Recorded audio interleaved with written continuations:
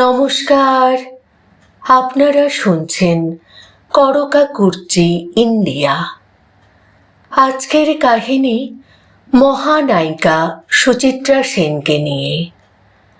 যে মুখ দেখলে লক্ষ মানুষ প্রেমে পড়ত, সেই মুখই কি একদিন হয়ে উঠেছিল তার দাম্পত্যের অশান্তির কারণ? একদিকে বাংলা সিনেমার পর্দায় তখন একের পর এক সাফল্য, লক্ষ লক্ষ মানুষের হৃদয়ে তিনি তখন স্বপ্নের নারী সুচিত্রা সেন। অন্যদিকে ব্যক্তিগত জীবনে সেই মানুষটিরই সংসারে জমছিল অভিমান, সন্দেহ আর অশান্তির মেঘ।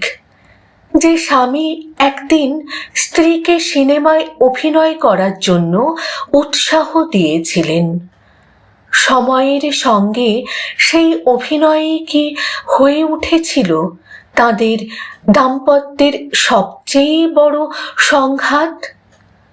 সুচিত্রা সেন ও দিবানাথ সেনের সম্পর্কের এই অধ্যায় আজও যেন রহস্যে মোড়া।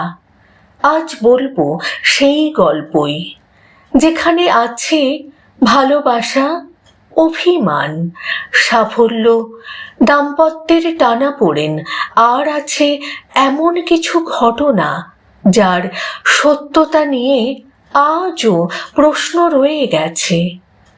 শুরুটা কিন্তু এমন ছিল না।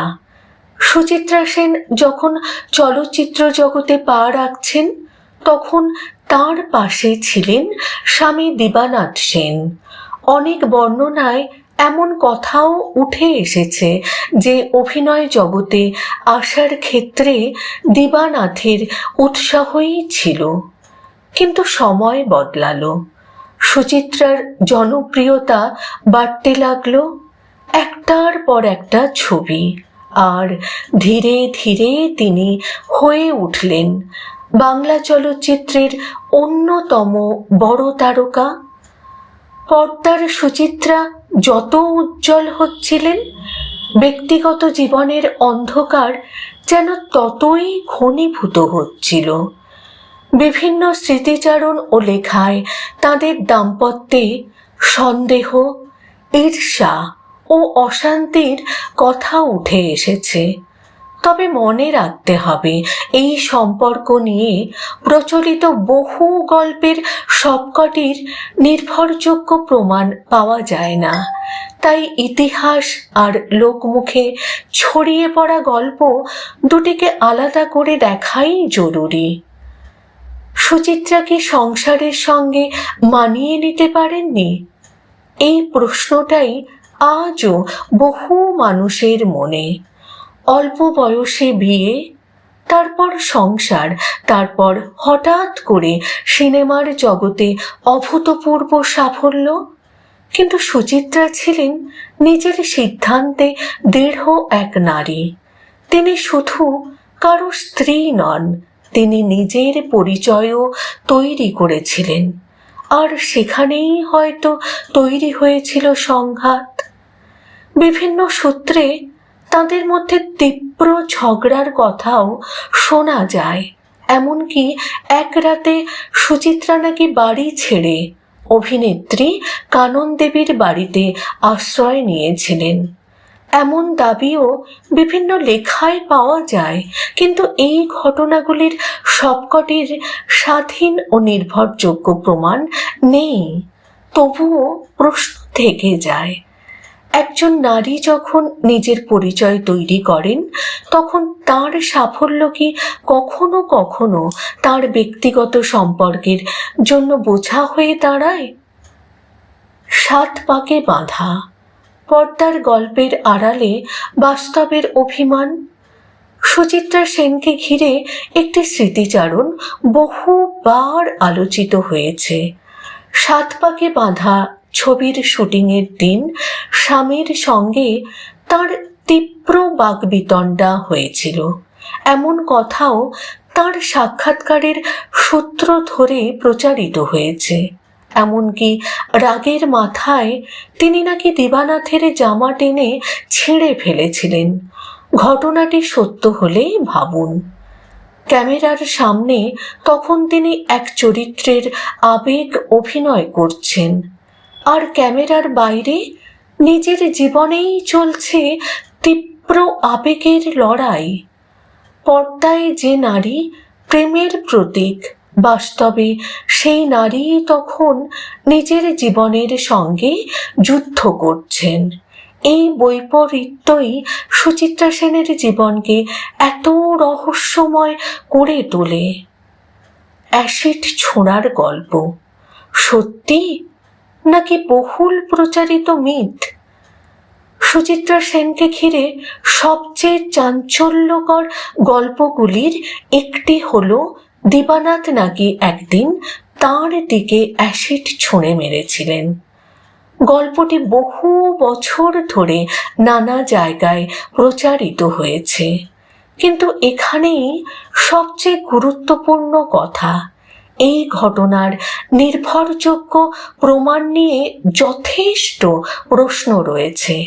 তাই এটিকে নিশ্চিত সত্য বলে বলা ঠিক হবে না, কারণ সুচিত্রা সেনের মতো কিংবদন্তিকে ঘিরে সময়ের সঙ্গে সঙ্গে বহু ঘটনা, গুজব ও লোকমুখের গল্প মিশে গেছে।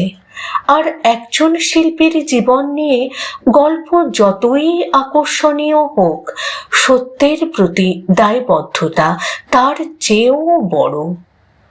তারপর এলো সেই অদ্ভুত রাত। সুচিত্রা ও দিবানাথের একমাত্র মেয়ে মুনমুন সেনকে ঘিরেও একটি আবেগঘন ঘটনা প্রচলিত আছে। কথিত আছে মুনমুন এক রাতে স্বপ্নে দেখেছিলেন তার বাবা আর নেই। ঘুম ভেঙে সেই স্বপ্নের কথা তিনি মাকে জানান।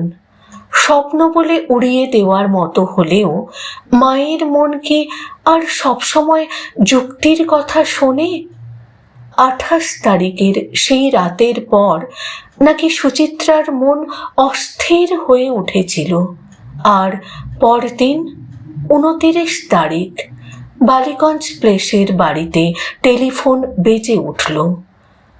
ওপাশ থেকে এলো এমন একটি খবর যা কোনো স্বপ্নের চেয়েও নির্মম। দিবানাথ সেন আর নেই। এই ঘটনাটি সত্যিই ঘটেছিল কিনা তারও নির্ভরযোগ্য প্রামাণ্য নথি নিয়ে সতর্ক থাকা দরকার, কিন্তু গল্পটির আবেগ এখানেই। কখনো কখনো জীবনে কিছু কাকতালীয় ঘটনা এমনভাবে সামনে আসে যে মানুষ নিজেই প্রশ্ন করতে বাধ্য হয়, এ কি শুধুই কাকতালীয়? জনপ্রিয়তার আড়ালে যে মানুষটি, সুচিত্রা সেনকে আমরা মনে রাখি মহানায়িকা হিসেবে। তার হাসি, তার চোখ, তার কণ্ঠ, তার অভিনয় সব কিছুই যেন বাংলা সিনেমার এক স্বর্ণযুগের প্রতীক। কিন্তু সেই তারকারও তো একটা ব্যক্তিগত জীবন ছিল। ছিল অভিমান, ছিল রাগ, ছিল ভুল বোঝাবুঝি, ছিল সম্পর্কের টানাপোড়েন। হয়তো সেই কারণেই সুচিত্রা সেনকে শুধু মহানায়িকা হিসেবে দেখলে তার জীবনের একটা বড় অংশ অদেখাই থেকে যায়। কারণ পর্দার আলো যত উজ্জ্বল হয়, তার আড়ালের ছায়াটাও কখনো কখনো তত গভীর হয়।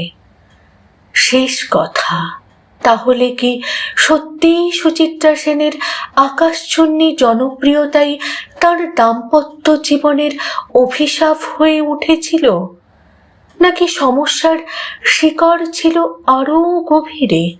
আমরা নিশ্চিতভাবে বলতে পারি না, কারণ তাদের ব্যক্তিগত জীবনের সমস্ত দরজা আমাদের সামনে কখনো পুরোপুরি খোলেনি।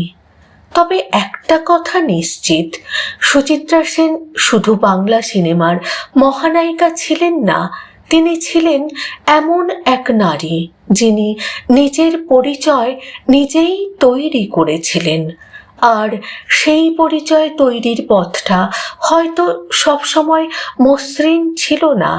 তাই আজও তার গল্প আমাদের টানে, কারণ সুচিত্রা সেনের জীবন শুধু রূপকথার মতো সাফল্যের গল্প নয়, এটি আলো ও আর অন্ধকারের পাশাপাশি হাঁটার গল্প।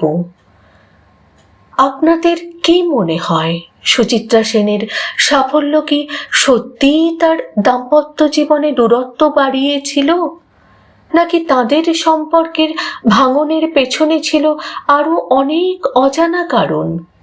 আপনাদের মতামত অবশ্যই কমেন্টে জানাবেন।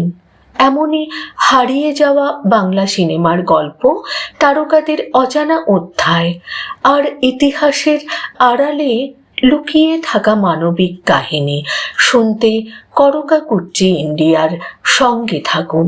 কারণ আমরা শুধু তারকার গল্প বলি না, তারকার আড়ালে লুকিয়ে থাকা মানুষটাকেও খুঁজে দেখি।